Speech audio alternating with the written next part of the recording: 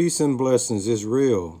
First and foremost, I want to take this time and give all praises, glory, and honor to Yahweh through His only begotten Son, Yahushua, for allowing this word to come out. And I hope you sincere brothers and sisters is edified by this word. And the name of the lesson tonight is going to be called A Word of Comfort for those who are dealing with crushing series of tragedies and pain and sufferings. Let me say it again, man. The name of the word tonight is going to be a word of comfort for those who are dealing with crushing series of tragedies and pains and sufferings. In the life that we live today, you have people that are hurt souls, man. People that's dealing with extreme pain, extreme suffering, dealing with crushing series of tragedies. Sometime in life we forget that regardless of how hard we might think our lives are, it's a special group of people, lives or shoes you would not want to be in.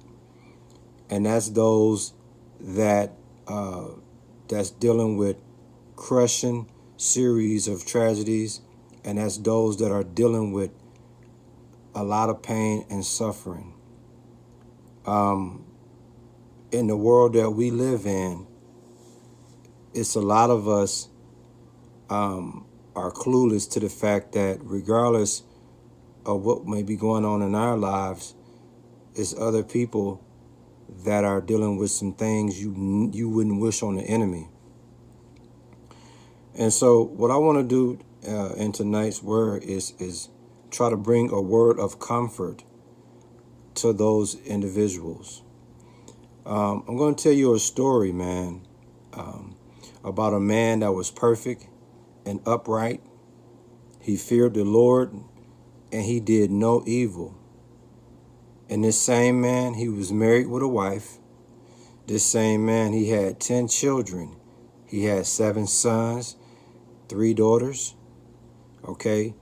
He had 7,000 sheep. He had 3,000 camels. He had 500 yoke of oxen. He had 500 she-asses. Okay. This man had a blessed household. Okay. And within a snap of a finger, his life was over with. His children were killed and his business and livelihood gone. Yeah. Now let me ask you, how do you process that without losing your marbles? How do you process that without losing your scruples? How do you process that without checking into a mental ward? That's some serious pain, ain't it? That's some serious suffering, ain't it?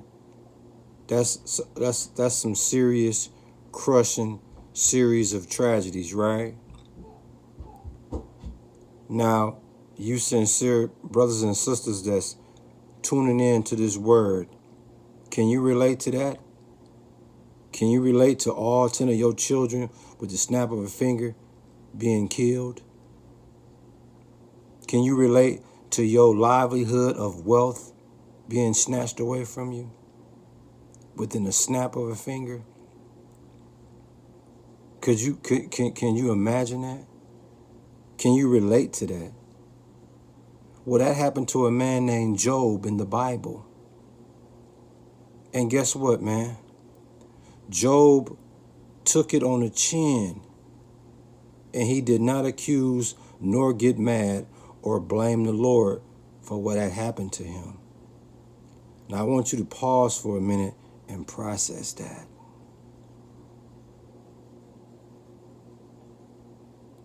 And after all of that, Job was struck with health attacks on his body to add insult to injury. That's cold-blooded, man. Now, this is a man that's dealing with crushing series of tragedies and pain and suffering. So you sincere brothers and sisters, man, that's going through it, man, process with Job, what just happened to Job. Now, the first question I want to ask you is, or people might want to say, why do bad things happen to good people? Well, I'm here to tell you, bad things happen to bad people also. The better question would be, why do the righteous suffer? Okay? Why do the righteous deal with excruciating pain? Why do the righteous deal with crushing series of tragedies? That would be the bigger question. And let me tell you something. Most people believe when you're going through excruciating pain and crushing series of tragedies, most people believe that's punishment because of the sins they committed. And that's the furthest thing from the truth. Okay? When you go through things in life where you're dealing with series of tragedies, when you're dealing with pain and suffering, this could be allowed in your life to purify you, to teach you, to test you, to strengthen your soul for the better.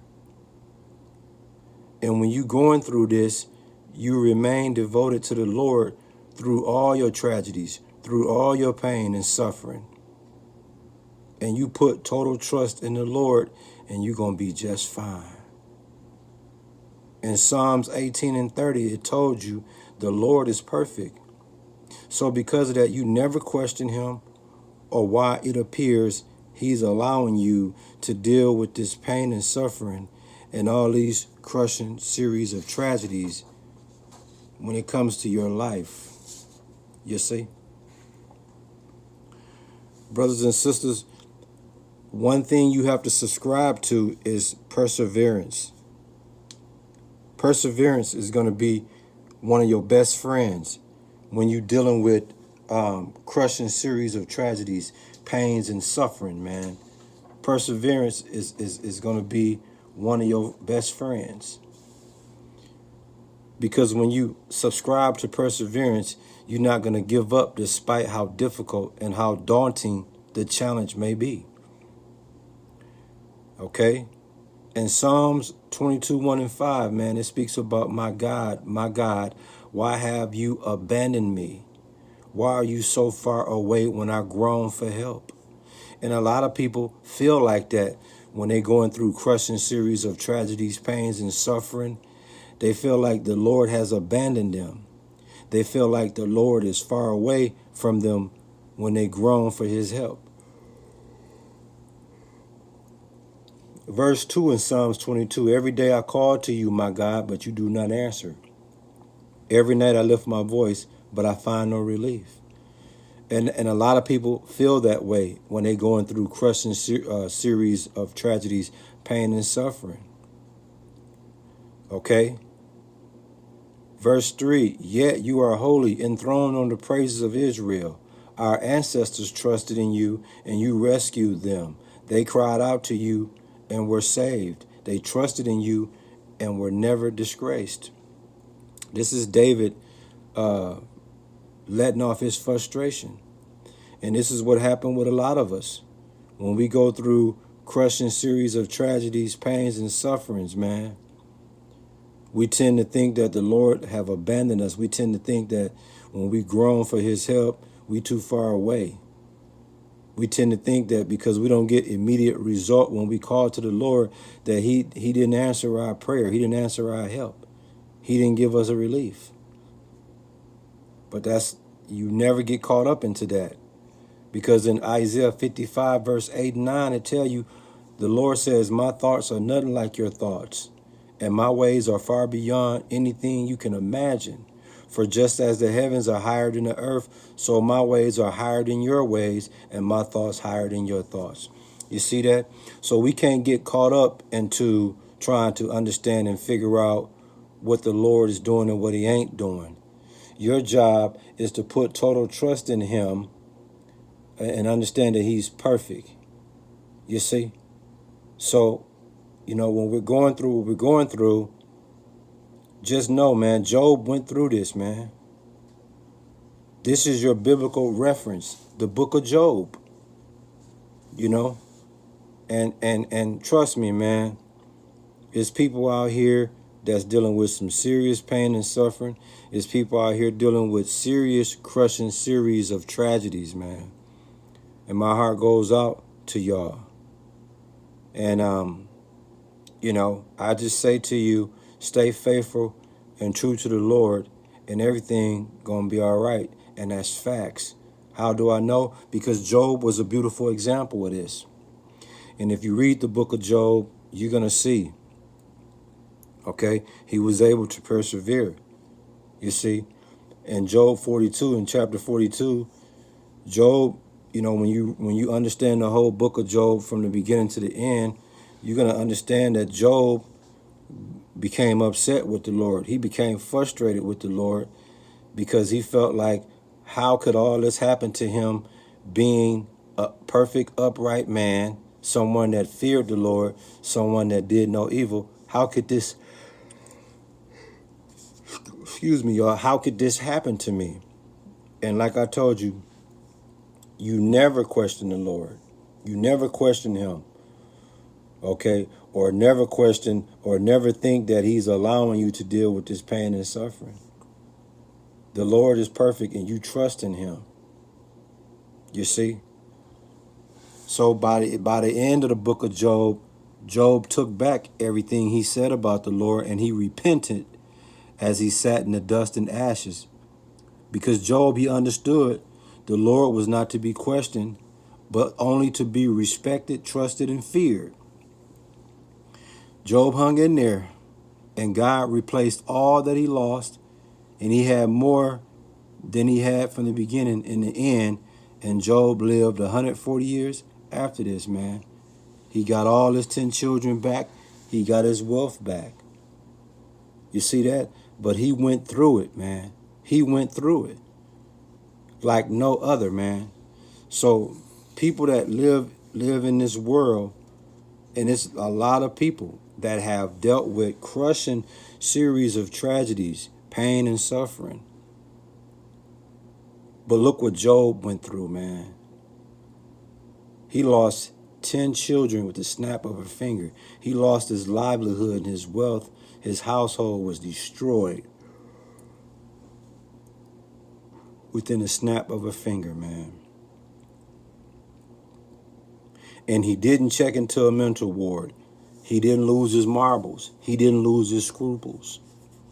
He took it on the chin, and he did not accuse nor get mad or blame the Lord for what had happened to him. And on top of that, after all that, he was struck with health attacks on his body.